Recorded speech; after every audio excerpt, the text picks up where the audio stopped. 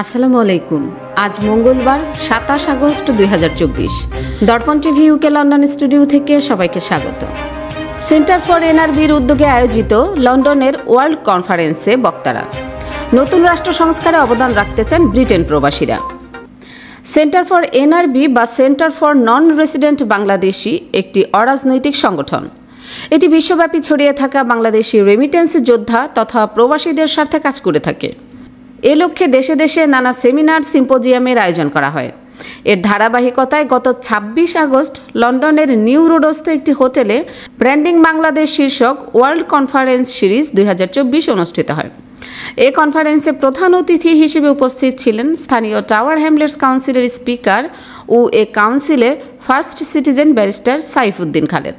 NRB সেন্টারের chairperson M S. শেকিল চৌধুরীর সভাপতিত্বে ও ওয়াদুদ আনসারির পরিচালনায় অনুষ্ঠিত কনফারেন্সের শুরুতে তেলাওয়াত করেন মোহাম্মদ মাহমুদ হোসেন। এই কনফারেন্সে প্রায় সকল বক্তাই ছাত্র জনতার আন্দোলনের ফলে গঠিত নতুন সরকারকে সামগ্রিক কার্যক্রম সম্পন্ন করতে পর্যাপ্ত সময় দেওয়ার ব্যাপারে মতামত ব্যক্ত করেন এবং নতুন রাষ্ট্র সংস্কারে তাদের অংশগ্রহণের আগ্রহ প্রকাশ করেন। এছাড়া দেশে প্রবাসীদের সহায় সম্পত্তি ও জানমালের নিরাপত্তা বিধানের লাগসই পদক্ষেপ গ্রহণের জন্য নতুন সরকারের প্রতি আহ্বান জানান। সাথে সাথে যুক্তরাজ্যে বসবাসরত বাংলাদেশি বয়োবৃদ্ধ প্রবাসীদের বিশেষ প্রয়োজনে পাওয়ার অফ অ্যাটর্নি জটিলতা নিরসন ও এনআইডি কার্ড প্রাপ্তি সহজীকরণের জন্য নতুন সরকারের কাছে আহ্বান জানান। কারণ এ সমস্ত প্রবাসী নানা কারণে দেশে গিয়ে তাদের সহায় সম্পত্তি দেখাশোনা বা হস্তান্তর করা সম্ভব হচ্ছে না। তাই তারা চান প্রবাসী বসেই পাওয়ার অফ অ্যাটর্নির মাধ্যমে এ সমস্ত কাজ সম্পন্ন করতে। উল্লেখ করা যেতে পারে যে দেশে প্রবাসীদের সহায় সম্পত্তি এখন অহরহ বেহাত বা জবরদখলের খবর এখন নিত্যনৈমিত্তিক বিষয় হয়ে দাঁড়িয়েছে। বক্তাগণ আর্থিক খাতে লুটপাটকারী ও বিদেশে অর্থ পাচারকারীদের ব্যাপারে দলমত নির্বিশেষে কঠোর আইনি পদক্ষেপ গ্রহণের জন্য নবগঠিত অন্তর্বর্তীকালীন সরকারের কাছে জোর দাবি জানান। বিমানের নৈরাজ্য, অনলাইন টিকিট জটিলতা, প্রবাসীদের আইনি সমস্যা যেমন সহায় সম্পত্তি ও মিথ্যা মামলার দ্রুত বিচার নিষ্পত্তিকরণের লক্ষ্যে বিশেষ প্রবাসী ট্রাইব্যুনাল গঠন, বিদেশে বাংলাদেশের রাজনীতি সীমিত অথবা নিষিদ্ধকরণ, মিশনগুলোতে মেধাবী দল নিরপেক্ষ কূটনীতিক নিয়োগ, রেমিটেন্স প্রেরণকারীদের জন্য বিশেষ সঞ্চয় স্কিম চালু, প্রশাসনের সর্বত্র আইনের শাসন, রাজনৈতিক নেতৃত্বে অসৎ মানুষদের নিষিদ্ধকরণ বিষয়ে প্রয়োজনীয় পদক্ষেপ গ্রহণের জন্য নতুন সরকারের কাছে দাবি জানান। জমি নিয়ে হয়রানি আর নয়। পূর্বাচল প্রবাসী পল্লী লেআউট প্ল্যানের মধ্যে দিচ্ছে আপনার পছন্দের জমি মূল্য পরিশোধের সাথে সাথে রেজিস্ট্রেশনের সুবিধা। প্রবাসী পল্লী গ্রুপ, প্রবাসী ও স্বদেশীদের জন্য।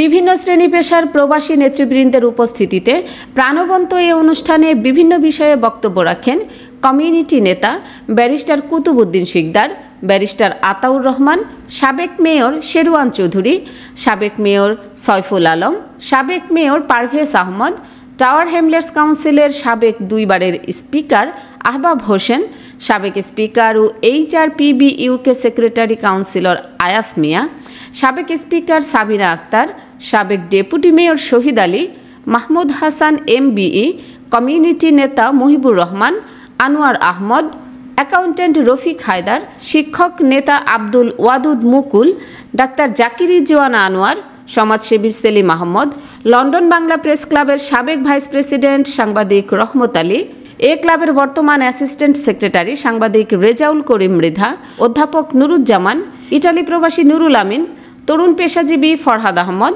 সাংবাদিক ও গবেষক ডক্টর আনসার আহমদুল্লাহ, ব্যবসায়ী হেলাল রহমান, সাংবাদিক শফিকুল ইসলাম, ইঞ্জিনিয়ার আফজল হোসেন, সাংবাদিক কামরুল আই রাসেল, ফ্রান্স প্রবাসী হাজি হাবিব, অধ্যক্ষ ফখরুদ্দিন চৌধুরী, কাজী খালেদ প্রমুখ। অনুষ্ঠানে 2023 সালে ব্র্যান্ডিং বাংলাদেশ কার্যক্রমে বিশেষ অবদান রাখার জন্য যুক্তরাজ্যের বিশিষ্ট কমিউনিটি নেতা ও HRPB ইউকের জয়েন্ট সেক্রেটারি আবুল হোসেনকে ব্র্যান্ডিং অ্যাওয়ার্ড 2024 প্রদান করা হয়। রান্না বান্না সব ঠিক আছে? একটু টেনশন তো হচ্ছে, বাবা মা আমাদের খাবার পছন্দ করবেন কিনা। আরে এই খাবারে তো দেশি খাবারের কোনো স্বাদগন্ধই নেই। শোনো, আমাদের দেশে যাবার টিকিটটা কনফার্ম করো। তোমাদের এই বিদেশ আমাদের জন্য নয়।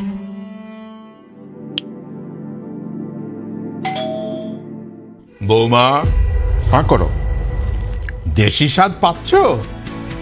আমি পাচ্ছি। বাজার সদাই, স্বাদের সাথে আস্থার বন্ধন।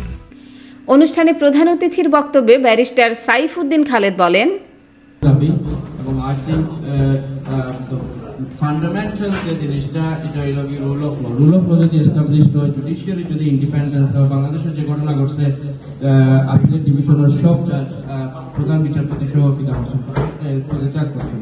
তো আশা করি রুল অফ ল এস্টাবলিশ হইব, আশা করি মানুষ স্বস্তি পাইব এবং আমরা এই দাবিগুলা ফ্রম বিমানের টিকেটের মূল্য বৃদ্ধি, পাওয়ার অফ অ্যাটর্নি, নিরাপত্তা, বিভিন্ন ইনভেস্টমেন্টের নিরাপত্তা এবং স্পেশাল ট্রাইব্যুনাল, এগুলো সবগুলা ইনশাআল্লাহ একটা একটা করে বাস্তবায়িত হইব। নতুন সরকারের তো অবশ্যই সময় দেওয়া লাগবে এবং আশা করি যে এই সময়গুলোর পাইয়া তারা সবগুলা ইনস্টিটিউটগুলারে তারা স্ট্রং করবে। আমি একটা ডিফারেন্ট নোটে শুধু ভেরি কুইকলি মারতাম চাই, পলিটিক্স লইয়া মারতে চাই না। আমি মনে করি me being the first citizen of London of town hamlet, me being the speaker, আমার ডিউটি হইল গিয়া যে এই দেশের ইয়াং জেনারেশনস আমরা এনকারেজ করতাম মেইন স্ট্রিম পলিটিক্স লাগিয়া। Mainstream politics decision making প্রসেসও যদি আমরা এনকারেজ না করি তাহলে ওগুলো খালি আমরা ডেমনস্ট্রেশন করবো বাংলাদেশের গভর্নমেন্টের এগেইনস্টে দিলাম, বদেশের গভর্নমেন্টের এগেইনস্টে ডেমনস্ট্রেশন করবো আর ডিসিশন নিব 2-3 জন 4 জন 5 জনে। তো আমরা ডিসিশন মেকিং প্রসেসে যাইতাম, আমরা হাউস অফ কমন্সে যাইতাম, আমরা হাউস অফ লর্ডসে যাইতাম। শুধুমাত্র লুৎফুর রহমান, আয়াস ভাই, তারপরে আহবাব ভাই, সাইফুদ্দিন খালেদ স্পিকার হইতা না, আপনারা স্পিকার হইতা, আপনার বাচ্চাই স্পিকার হইতা, আপনার বাচ্চাই মেয়র হইতা, আপনার বাচ্চাই হাউস অফ লর্ডসের মেম্বার হইতা, হাউস অফ কমন্সের মেম্বার হইতা। তো আমার দায়িত্ব হইল এই জিনিসটা আপনার মাধ্যমে মেসেজটা আপনার নিউ জেনারেশনের কাছে পৌঁছিয়ে দেওয়ার দাবি জানাই, আর যাতে তারা পলিটিক্সটা হেট করে না। আর আমরা বাংলাদেশি পলিটিক্স করার কারণে তারা পলিটিক্সে আরো বেশি হেট করে। So we need to get involved into the decision making process. We need to encourage our younger generations for them to get involved in the decision making process. যদি ঋষি সুনাক যদি প্রাইম মিনিস্টার হইতে পারে, ঋষি Sunak, Sadiq খান যদি লন্ডনের mayor হইতে পারে, আপনার ছেলে, আমার ছেলে, আপনার ভাতিজা, আপনার নেক্সট জেনারেশন ছেলে হইতে পারতো না। এই প্রশ্ন আপনারা টাউন হামলেটস কাউন্সিলর সব গ্রুপ কেন মাঝে টাউন হামলেটস কাউন্সিলর আপনার ছোট ভাই হিসাবে, বন্ধু হিসাবে আপনারা সবরে দাওয়াত দিয়ে টাউন হলো আইবা এবং শাকিল ভাইয়ের ধন্যবাদ দাওয়াত দিবার লাগে এবং সুন্দর একটা অনুষ্ঠান করার লাগে। এটলিস্ট আমরা কথাগুলো তাদেরকে শেয়ার করতাম পারছি এবং তাইনোর ফোরামের মাধ্যমে ইনশাআল্লাহ তাই কর্তা ব্যক্তির অপরের কাছে পৌঁছে দিবা এবং আমরা ইনশাআল্লাহ একটু সময় দিয়া আমরাও আমরা দাবিগুলোর উচ্চারিত রাখবো ইনশাআল্লাহ। I wish you best of luck. Thank you so much. সভাপতির বক্তব্যে এস.এম. শেকিল চৌধুরী বলেন, একটা বিপ্লব ঘটেছে, আমরা সবাই প্রেস করছি।